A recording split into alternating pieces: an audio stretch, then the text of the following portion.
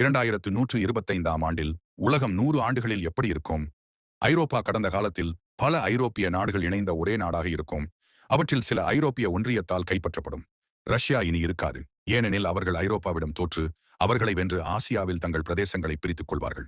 சீனா, Korea மற்றும் ஜப்பானை கைப்பற்றும் அதே வேளையில் இந்தியா மேற்கு நோக்கி விரிவடைந்து ஆப்பிரிக்காவில் 5 பில்லியன் வீரர்களுடன் வரலாற்றில் வலிமையான இராணுவத்தை உருவாக்கும் என்பதால் பதட்டங்கள் எப்போதும் அதிகமாக இருக்கும்.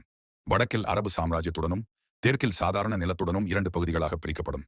அமெரிக்காவில் கண்டத்தின் மீது ஆதிக்கத்திற்காக தொடர்ந்து போராடும் கனடா அமெரிக்காவின் ஒரு பகுதியாகவும் மெக்சிகோவின் வடக்கு பகுதிகளாகவும் மாறும். அவர்கள் இப்போது ஓரா என்று அழைக்கப்படுவார்கள். மேலும் தெற்கில் முழு மத்திய அமெரிக்காவையும் தங்களுக்காக கைப்பற்றுவார்கள். பிரேசில் கண்டத்தின் வடக்கு பகுதியை கைப்பற்றும் ஒரு ஆதிக்க சக்தியாக மாறும். இருப்பினும் அமெரிக்கா மிகப்பெரிய செல்வாக்கை கொண்டிருக்கும். ஏனெனில் மீதமுள்ள நாடுகள் வடக்கு தலைமையிலான அவர்களின் கைப்பாவை நாடுகளாக மாறும். எதிர்காலத்தில் அமெரிக்க செல்வாக்கை விரிவுபடுத்தவும் பிரேசிலிய பேரரசை அழிக்கவும் உருவாக்கப்படும் அர்ஜென்டினா.